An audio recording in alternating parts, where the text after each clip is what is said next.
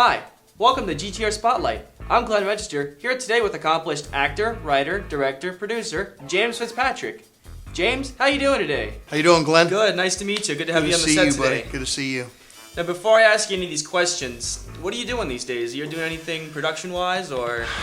We are in pre-production on a film called A Fonder Heart. Okay. It's based on a true story about a kid that was my best friend. Really? Went to Seminole High School with me and died when we were 15 of bone cancer. Really? It's his story. Yeah. That's nice. And we're shooting it local, Clearwater Beach, Local, Morton okay. Plant, Seminole High School, all the surrounding areas. Really? Yeah. Okay, is there anybody that's in there that we might know, or? Richard Gere is playing our lead. Daryl Hannah, Jim Brolin, Stockard Channing, Rachel Hunter, Lou Gossett Jr. We got a good cast. Really? Yeah.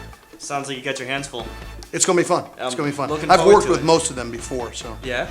That's good. So what inspired you to become a filmmaker? I watched a lot of television, but I think the very first feature film that I went to, The Sound of Music, when I was 5 years old, was showing over at the Tampa Theater across the bay, and there was a big accident on the Howard Franklin Bridge, and so we were delayed getting to the theater. Yeah. And the only seats left were in the very front row. Oh, really? So I sat in the front row watching the movie like this, watching Julie Andrews and Christopher Plummer, become, sensitive with each other. And I wanted to kiss Julie Andrews, and I wanted to sing like Christopher Plummer. So from there on out, I knew I was going to be a filmmaker eventually. How many films have you been involved with since the start of your career? Approximately 72, 73.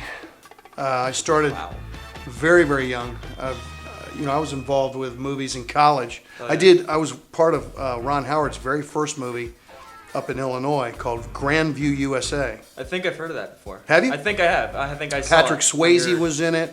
A couple of my co-stars from other shows were in it. I mean, it was a good little film, and it was shooting. I went to Illinois State University in Bloomington Normal, and it was shooting in Pontiac, which is about 45 miles away. So I went up there and did extra work and got to meet everybody. Jamie Lee Curtis, which is really cool because I ended up guest starring on her show about 20 years later. Which one was your favorite? Favorite film? You have a favorite film that that you've been involved with?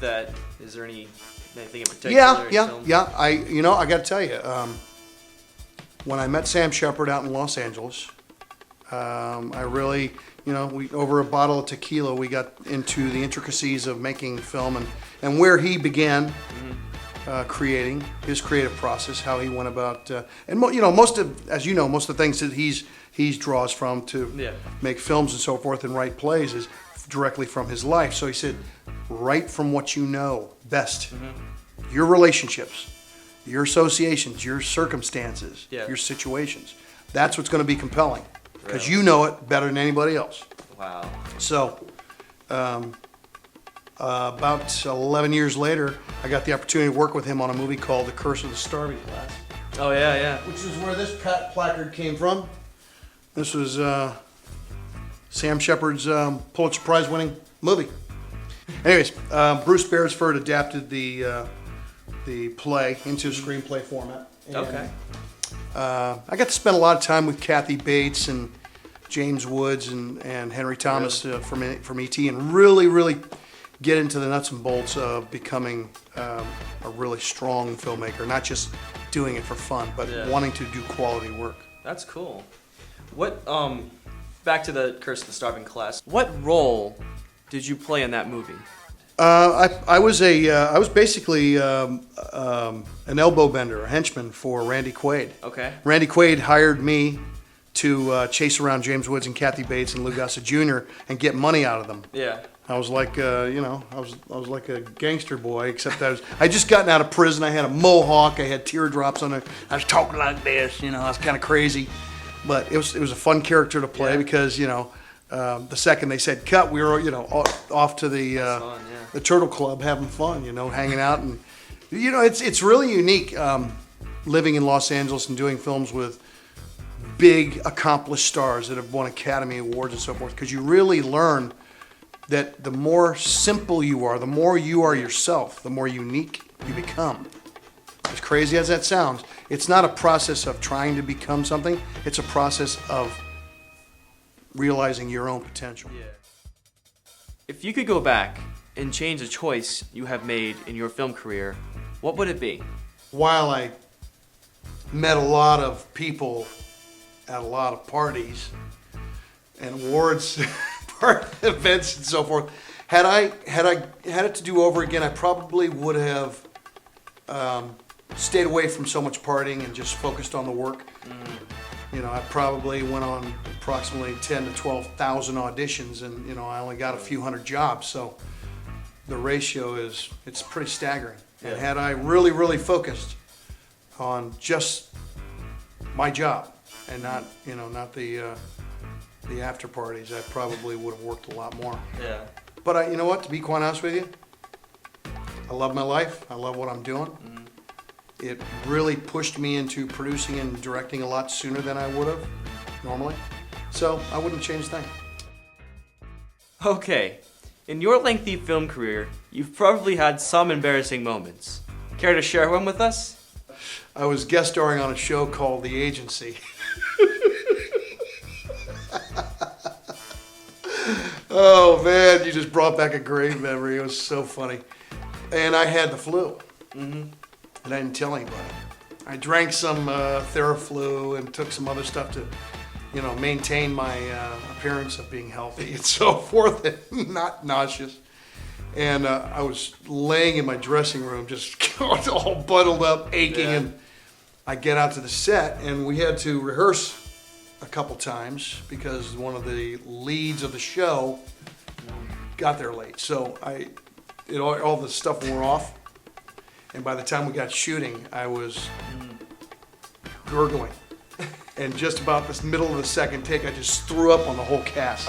Because we were all right there together in the FBI quarters, and it was pretty funny. I mean, obviously we had to take the rest of the day off because I threw up on everybody. That's funny. The director, all the stars that I was doing the scenes with. Yeah. That's very funny. It was pretty funny to me. And for my last question, what kind of advice can you give to an aspiring filmmaker? I would say do not study anybody's technique other than Academy Award winning writers. Study their technique of character development, script development, story development. If you're going to study award-winning cinematographers, study the Academy Award-winning cinematographers. Study the best.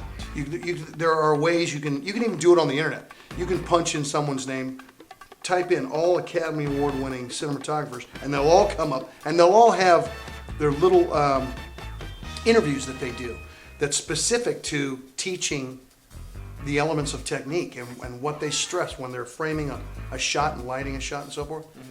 Study the best.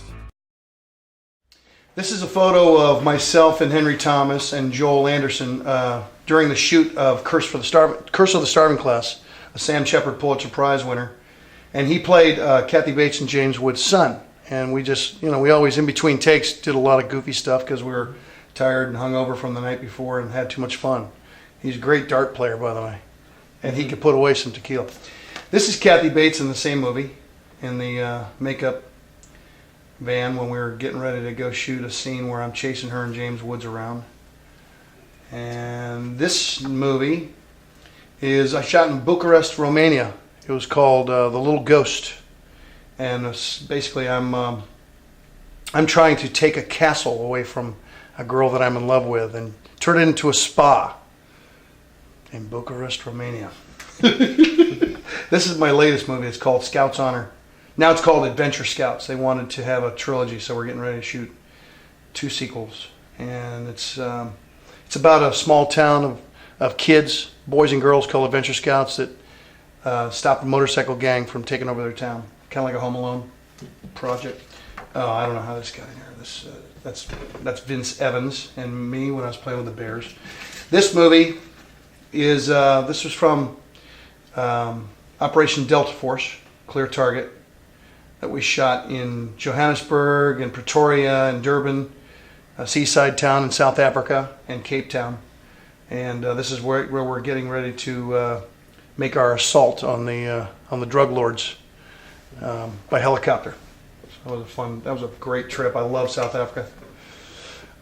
This is Branscombe Richmond from a show called Renegade that I guest starred on, and had a lot of fun with this one. We were down in San Diego for about 10 days shooting. And this is from JAG. I can't remember Catherine Bell. This is aboard one of the LCAC ship carriers that took the LCACs to Iraq for the seaside assault. It's pretty crazy, but it was, the 2 days after we shot these scenes, they literally left for Iraq and stayed there for 2 years. Pretty crazy. Well, thanks for coming today, Jim. Had a fun interviewing you. Yeah, it was fun. I appreciate it. It was very fun. Thank you. And this is another edition of GTR Spotlight. I'm Glenn Register. Thanks for joining us.